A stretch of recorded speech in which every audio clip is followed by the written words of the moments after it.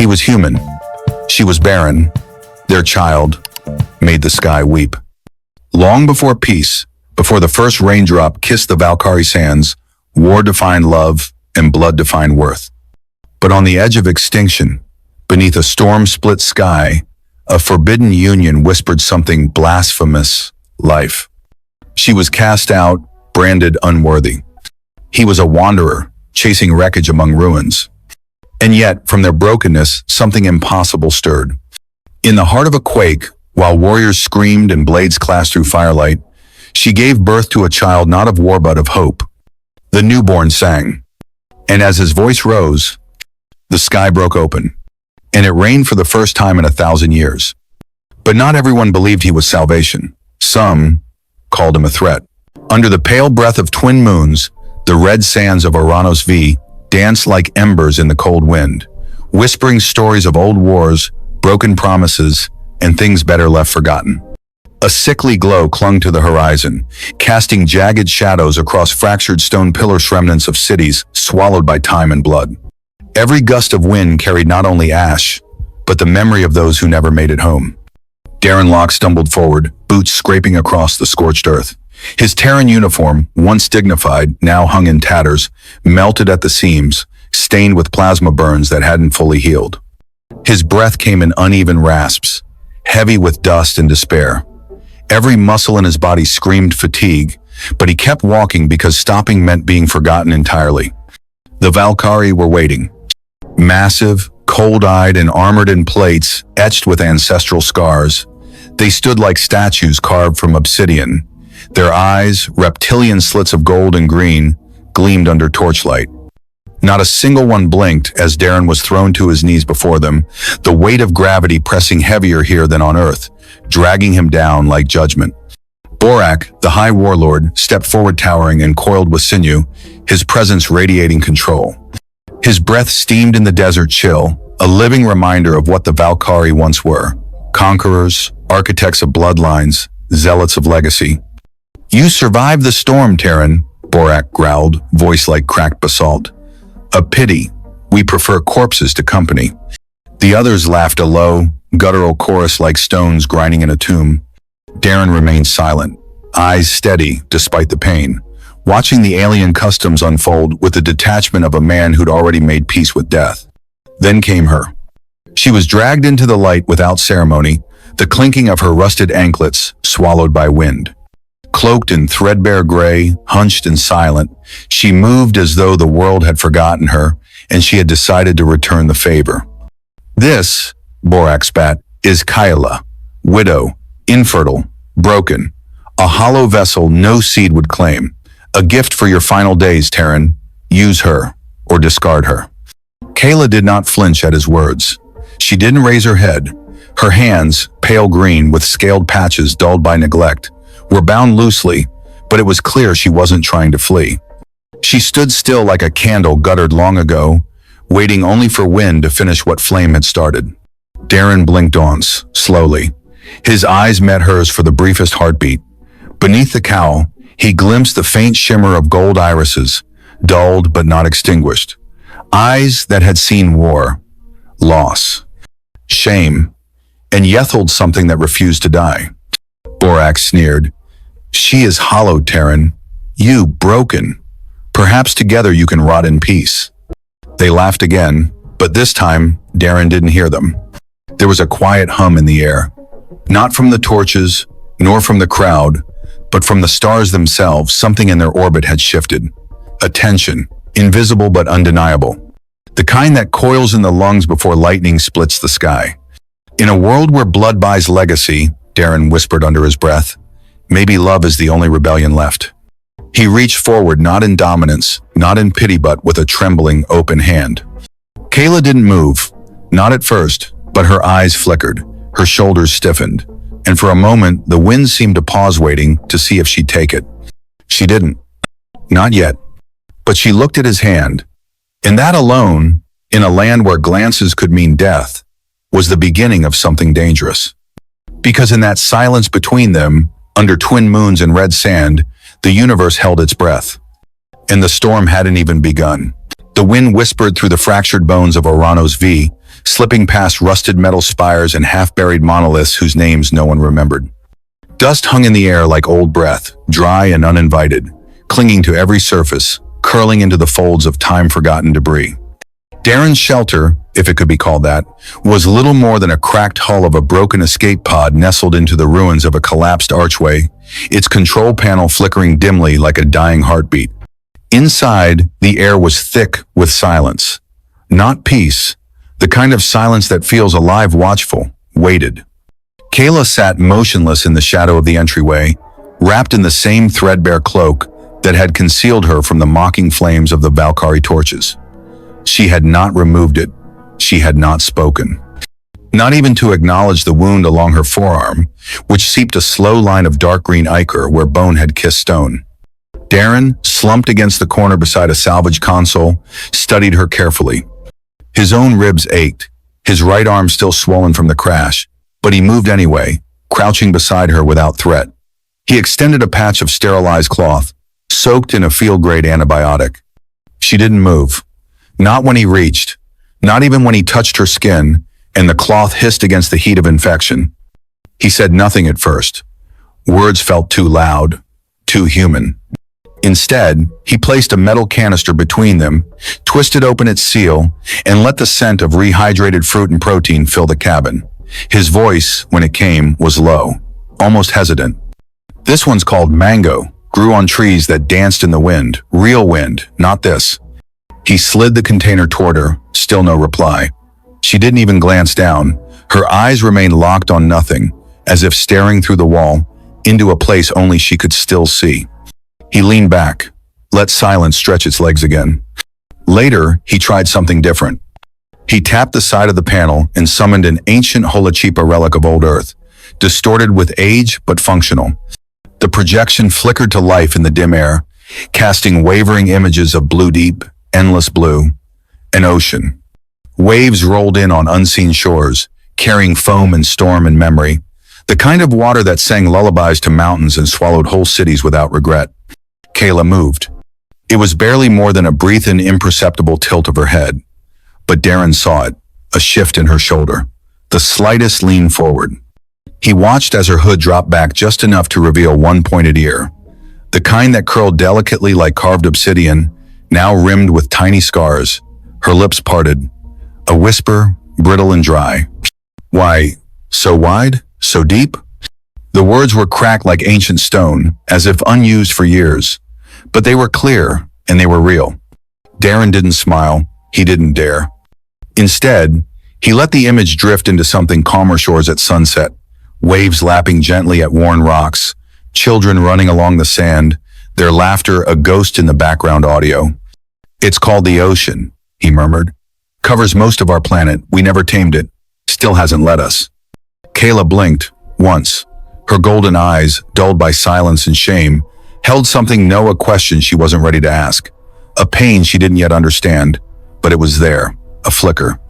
He tapped the hollow again, cycling to a reef, teeming with alien life fish that glowed in neon spirals, coral breathing in slow, hypnotic pulses. No war there, he said, just beauty, just survival. Her voice came again, thinner this time, but closer. What do they fight for? He shook his head gently. They don't, they just exist. That's enough. She looked away then, sharply, as if embarrassed. But her fingers twitched in her lap, her nails pressed into her palm. It wasn't pain, it was thought, memory. Daren leaned back, the edges of his face worn and tired, but patient. I don't know what they told you, Kaela, he said quietly, but your silence doesn't scare me, and you don't owe me anything. Not words, not stories, not healing. Just be here. The wind outside groaned like a creature dragging chains. The red dust swirled again, slipping through cracks in the walls, curling around them like old ghosts, testing the locks of forgotten doors. Inside, the flickering image of Earth's waters shimmered on the walls, casting the illusion of movement, of life. Kaela watched, unmoving, as the ocean continued to breathe. And slowly, very slowly, the corner of her mouth twitched. Not a smile, not yet, but something else. Something beginning. Something neither of them could name. The desert wind had softened by nightfall, no longer a howl, but a murmur. Like it too was holding its breath. Inside the shattered shell of the pod, something had shifted, not in the walls, not in the metal, but in the silence between them. Kaela now moved with intent, not grace. There was stiffness in her spine, as if each step was weighed against 1,000 years of conditioning, but she moved. She swept the dust from the floor with the edge of her cloak. She laid out food packets in strange, symmetrical patterns, and she always kept her eyes low. But Daren noticed she no longer recoiled when he entered the room. She was present, not whole, not healed, but undeniably here. Daren didn't speak of it. He knew better than to draw attention to something still forming, like chasing a butterfly with a hammer. Instead, he kept doing what he always did. He talked to the sky. He tapped at the battered console. He let her watch. When he cooked, she copied. When he labeled things, she followed. He began to speak to her in Terran standards slowly, carefully, repeating words as he held the object in hand. "Light," he said, pointing to the solar lamp above. "Lee," she echoed, her accent jagged and low but clear. He smiled, softly, without turning it into celebration. That seemed important. He didn't want to teach her obedience. He wanted her to remember how to belong to herself. Some nights she would sit a little closer to the heat coil. Her face, still hidden under the edge of her hood, cast soft shadows across the curve of her cheek. The scales there were smoother now, less cracked, as if her body was beginning to accept care again, like soil long unfed beginning to soften for rain. But she still didn't laugh. Not yet. Her face remained unreadable most of the time, like a door that had been closed so long the hinges forgot how to move. Until the night she touched him. There was no announcement, no fanfare. Just the faint sound of her footsteps moving across the floor while Daren was checking a calibration line along the wall. He heard her pause behind him. He didn't turn, didn't breathe too loud. And then a hand, cool and tentative, settled lightly against his chest, right over his heart. It was not a romantic gesture, not even a question. It was observation, as if she needed to confirm something about the organ itself, like she'd been told Terrans weren't real or weren't alive. Or perhaps that they didn't feel, that they were hollow machines made of bone and impulse. And she'd come to find out. Daren didn't move. His heartbeat was steady beneath her palm, his breath quiet. He let her listen. After a moment, her hand began to tremble slightly. He placed his own hand gently over hers, not to remove it, but to steady it. "We don't take," he said, voice barely above the whisper of the sand outside. "We share." There was a pause, a long one, the kind of silence that hangs just before thunder breaks. Her fingers curled slightly against his chest, not clinging, just resting, testing the warmth beneath his words. When she stepped away, she didn't say anything. She didn't have to. That night, when the fire dimmed and the wind outside returned to its slow, circular dance, Daren saw her lie down without her cloak for the first time. Not for comfort, but for trust. And he understood then, as he watched the gentle rise and fall of her breath across the room, that kindness was not a thing offered once. It was shards. Broken pieces given over time, one by one, until something whole could be built from the ruins. And maybe, just maybe, they were beginning. The heat that morning felt different, not hotter, but heavier, like the world was holding something under its breath. Daren had been hiking the ridge east of the encampment, where the red cliffs rose like the broken ribs of an ancient beast, half buried beneath the sands. Jagged teeth of stone pierced the sky, and the wind funneled between them with a low hum, like the desert itself was whispering secrets through stone. He moved slowly, carefully, his boots kicking loose gravel that tumbled into dark crevices below. The wreckage of an old Valkari skirmisher drone lay scattered across the outcrop, charred and twisted useless now. But it wasn't tech he was hunting, it was meaning, and he found it in a place forgotten by time. There, at the mouth of a narrow cave, tucked behind a collapsed pillar, he found theme etched into the wall, crude and worn, like scars burned into the bones of the planet. Symbols, glyphs, not written with precision, but with urgency. He traced his fingers across them. Dust lifted, patterns emerged. A starburst, fractured. Beneath it, the silhouette of a figure small, delicate, flanked by two celestial bodies. The words, scrawled beneath in a dialect older than the Valkari war code, barely decipherable. When fire rains and blood feeds the stone, the child of sky and sand shall awaken the breath of life. He stared at it for a long time. Then he laughed. A dry, quiet sound that didn't quite reach his eyes. Of course, he muttered to the cave. Even your myths are soaked in ash. He didn't know what it meant. He didn't care to. Prophecies were for the dying and the desperate, and he'd spent too long surviving to have time for stories. But back in the shelter, Kaela had been waiting. She didn't ask where he'd gone. She didn't need to. Her eyes said she already knew. The desert marked those who wandered too close to its heart, and he was now one of them. That evening, as dusk poured violet into the cracks of the sky, Kaela spoke. Not in response to a question, not to fill silence, but because something inside her had shifted. I used to carry 2 blades, she said softly, curved, like the wings of a dust falcon. They said I was fast and precise. My unit called me Red Veil. Daren looked up. She wasn't facing him. She was sitting near the coil fire, watching its flicker with unreadable eyes. I killed for the council, bled for them. I believed in their vision. Legacy through war, purity through strength. That's what they teach us. She touched the side of her abdomen then, slowly, as if remembering pain that still lived just beneath the skin. I lost him in the Ashridge siege, my bondmate. We fought side by side. His last breath was in my arms. She paused. Her voice didn't break. It didn't need to. The silence around it carried the weight.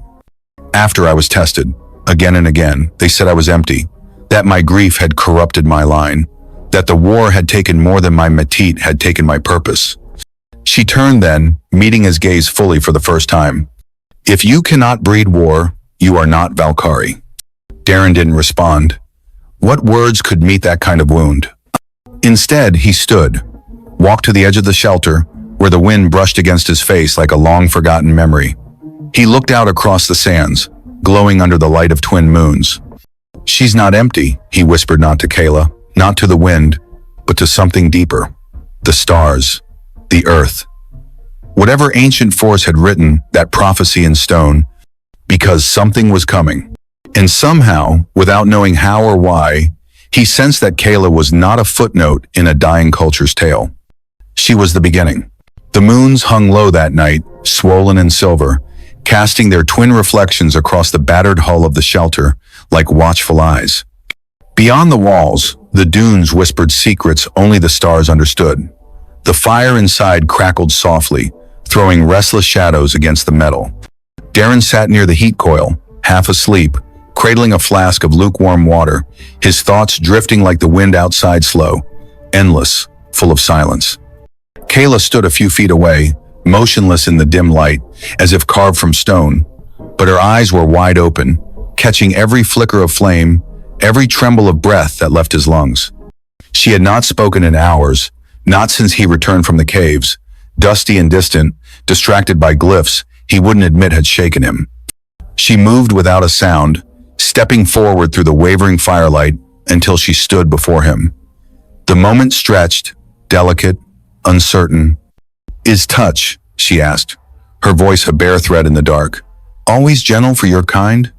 Daren looked up slowly, not startled, just aware like he'd been waiting for this question without knowing it. He met her gaze, the golden irises no longer dulled, but deepened, as if something behind them had begun to burn again. It can be, he said, when it's real. She stared at him, her breath shallow, chest rising and falling like a creature on the edge of waking from a long, cruel sleep. Her fingers flexed, hesitating. She reached out slowly, uncertain, and touched his hand. Their skin met like rain on scorched ground. Neither of them moved at first. There was no hunger, no rush, just contact, a test, a question. His hand turned beneath hers, palm up, and hers settled into it. Not out of surrender, but discovery. He traced the scars along her wrist not to judge, but to understand. She did the same, running the tips of her fingers along the burn that curved behind his jawline. When she leaned closer, it wasn't for warmth. It was to breathe in the scent of something unfamiliar. Not threat, not dominance, not even safety. Just presence. They didn't speak after that. Words would have ruined it. Instead, They let their hands speak, slow and searching. His calloused knuckles, her roughened palms, breath met breath. Pulse, answered pulse. There was no script to follow, no ritual from either world to guide them. But truth doesn't need tradition. Kaela's forehead came to rest against his, her exhale shaky. I thought I was ash, she whispered, voice breaking on the edge of something raw. But you make me feel like flame. He closed his eyes, not to escape it, but to let it sink in. Outside, the wind shifted again, dragging a veil of silver sand across the valley floor, and somewhere deep beneath the crust of Arano's fifth, something ancient stirred quiet, slow, inevitable. Inside that shelter, two people didn't make love. They made a beginning. It began with a stillness that wasn't right. Not the stillness of peace, but the kind that settles before the fracture. Kaela stood at the basin Daren had carved into the rock, her reflection broken across the surface of the stagnant water. Her hands trembled. A sickness had taken hold of her over the past few days. Brief flashes of nausea, waves of dizziness that came like tides and vanished without warning. She'd ignored it. Valkari warriors were taught to outlast their own bodies. Weakness was something you buried deep, far from the eyes of those who judged. But this time, it wouldn't be ignored. The sound of her retching echoed sharply through the shelter, sharp and wet, cutting through the silence like a cry no one wanted to hear. Daren rushed in, eyes wide, already halfway out of breath from sprinting back up the dune.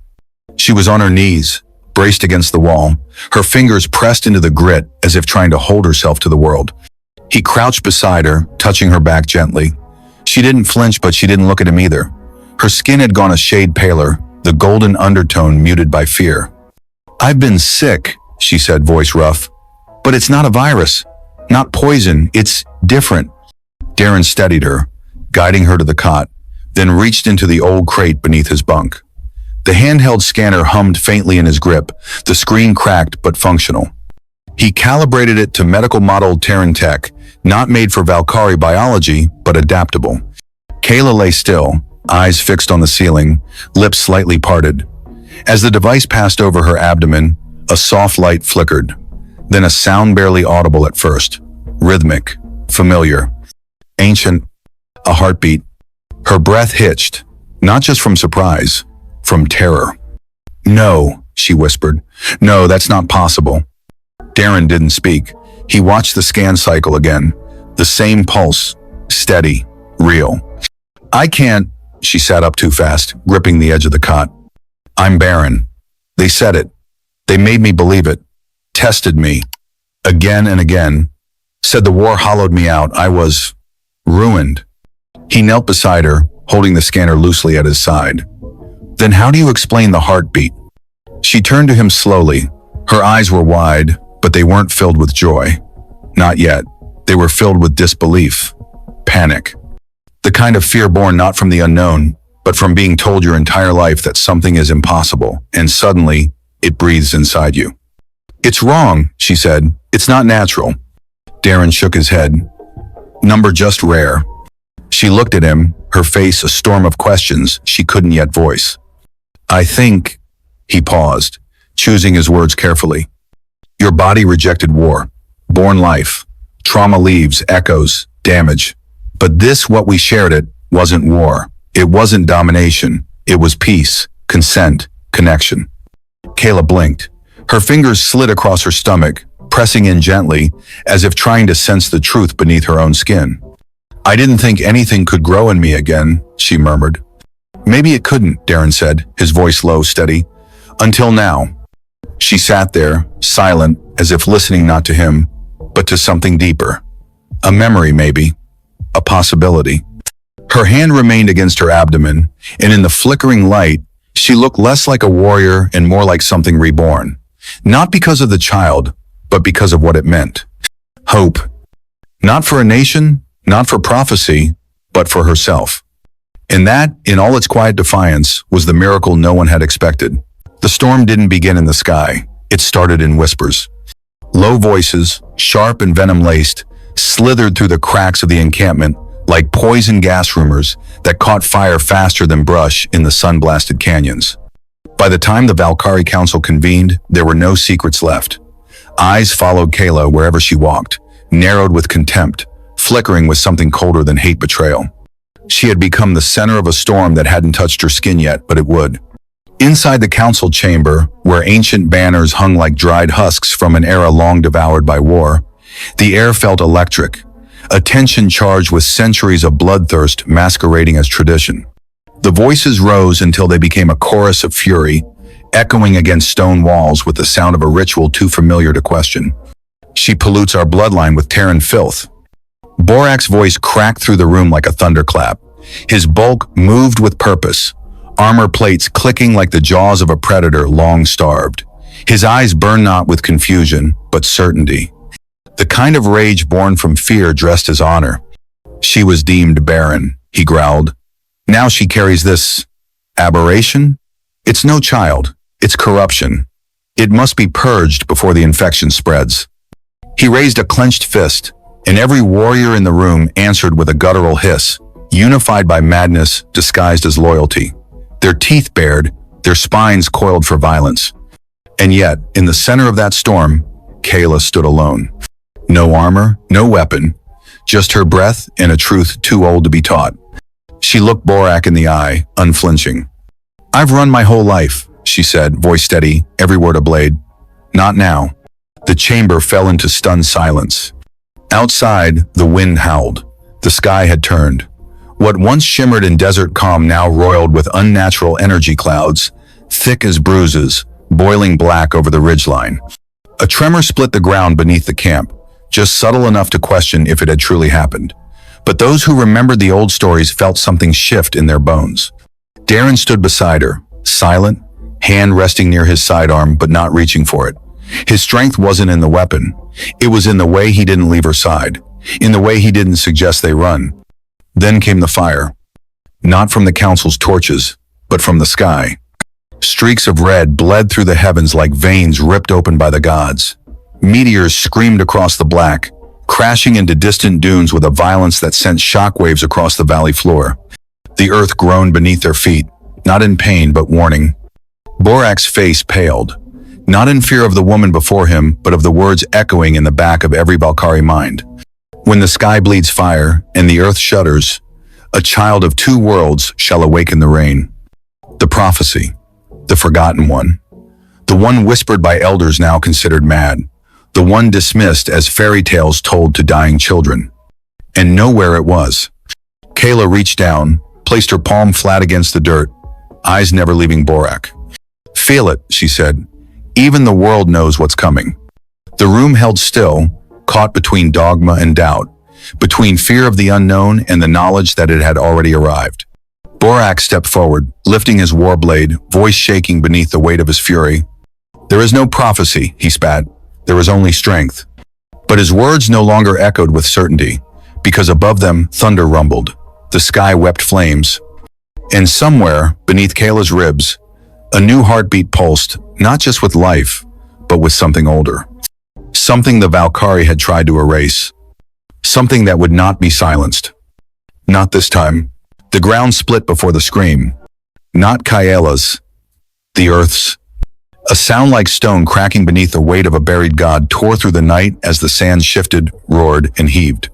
The shelter groaned under the strain, bolts shrieking, walls trembling as if reality itself was being peeled open. Kaela clutched her abdomen, breath shattered, knees buckling beneath the weight of something more ancient than pain. Daren caught her just before she collapsed, his arms wrapping around her trembling frame as the first contraction hit like lightning through bone. Her skin was slick with heat and dust, jaw clenched, but not in fear. This was a battle cry folded into breath. He knew. It was time. Outside, the Valkari camp was in chaos. Warriors spilled into the storm, caught between ritual panic and the brutality of instinct. Sky fire burned above the meteors, crashing like divine fists into the far dunes. Every strike lit the desert like false daylight. But closer than flame, closer than fear, was the sound of footsteps. Heavy, closing fast. Daren sealed the hatch. He shoved crates and scrap metal against the entrance, locking them in what had become both cradle and tomb. His hand went to the pulse pistol strapped under the cot, old and low-powered, but still loyal. He didn't say anything. Kaela had collapsed onto the ground, claws digging into the stone floor, breath ragged and wild, a hiss slipping through her teeth with every spasm. "I'm here," he whispered. "I know," she said, and that was all. The first breach came with a shout. One of Borak's enforcers slammed against the outer wall, followed by another. They roared threats and curses in the old tongue, calling her name like a curse, calling the child an abomination, but neither of them moved. They had no room for fear now. Kaela's body twisted, convulsing, as the rhythm of labor overtook her. Sweat mixed with blood. Her scales shimmered, glowing faintly around her shoulders, a biological defense mechanism not seen since the old queens. Her breaths came fast, shallow, then deeper, then...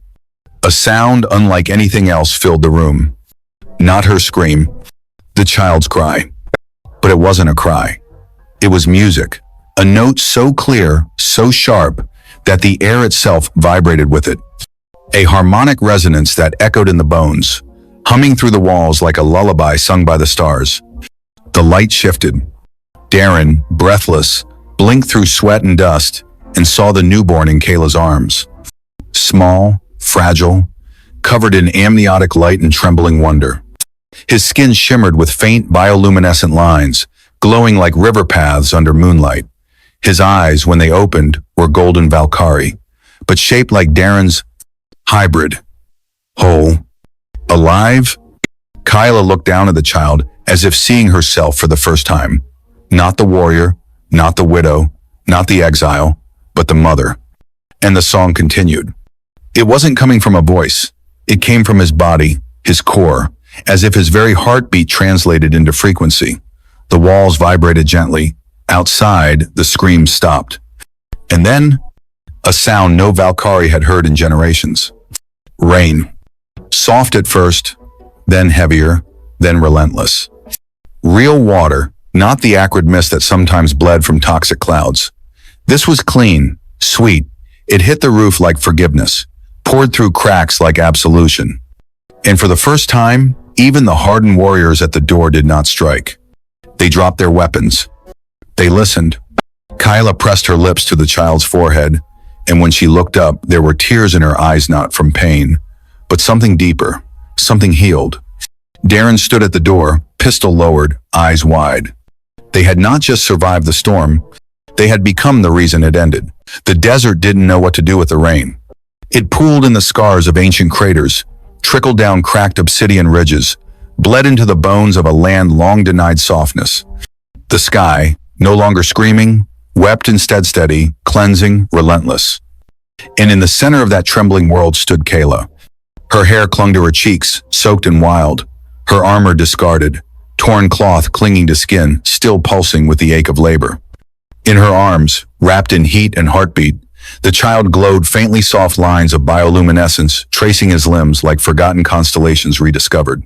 Before her, the Valkari gathered, not in formation, not with blades drawn, but silent, still, uncertain. Even Borak, the warlord taller than any, spine ridged with bone armor, eyes always hard stood with his fists clenched and his breath unsteady. His voice, when it came, was not thunderous. It cracked, like brittle stone. "Rain," he muttered, almost in disbelief. "Not since the War of Suns." A younger soldier shifted beside him, mouth trembling open, then shut again. One dropped her pike entirely, the clang swallowed by water. Kaela took a step forward. They did not stop her. The child stirred, his head lifted slightly, golden eyes blinking through droplets that slid down his face like morning dew on untouched earth. He did not cry. He didn't need to, because when he breathed, the world listened. And then the shaman came. The elder walked slowly, hunched and cloaked in faded bone-woven robes. Moss clung to her sleeves, long-forgotten sigils etched into the cane she leaned on. Every step she took toward Kaela was a crackle of memory. Her blind eyes did not seek. They knew. She stopped only inches from the child, nostrils flaring slightly, lips parting not in reverence but in realization. "It's him," she whispered. "He is the song of the soil." A murmur moved through the crowd like wind through brittle roots. "The one we buried under myth." Kaela looked down at the baby in her arms. His chest rose and fell in perfect rhythm with the falling rain, like he had summoned it not with magic, but with forgiveness. She raised him not as proof, not as threat, but as truth. This child, her voice rang through storm and silence alike, is not a mistake. He is not filth. He is not mine alone. She turned slowly, letting every eye meet hers. He is ours, our inheritance, our warning. And if you still believe this is blasphemy, then answer me this. Why does the sky weep for him? No one spoke. Even Borak's blade, half lifted, trembled and lowered. The rain struck him like memory, like shame. He fell to one knee. Others followed, not in surrender, but in recognition. The old world they clung to was gone, and from its ashes, from its blood, from its defiance, a new one breathed. One that could sing, one that could feel, one that might just forgive them. The wind carried the scent of something unfamiliar life. It crept over ash-covered hills and danced through the remains of broken war banners that once screamed conquest. The battle cries of the old world had gone quiet, replaced by the breath of something tender, something terrifyingly new. From the shattered bones of command towers to the rusted armor buried in the sand, everything that once held power now knelt before silence and rain.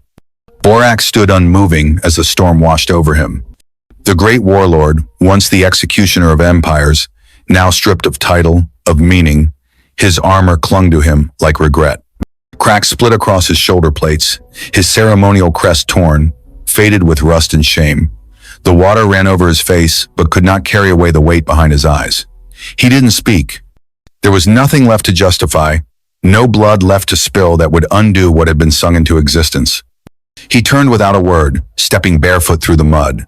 Warriors once loyal to him parted, not out of obedience but uncertainty. He walked past them, past the child who had never bled but already changed everything, past the edge of everything he'd ever understood. Into the storm he vanished, not as a monster or martyr, but as a man unmade. Behind him the cliffs loomed like silent witnesses, jagged and ancient.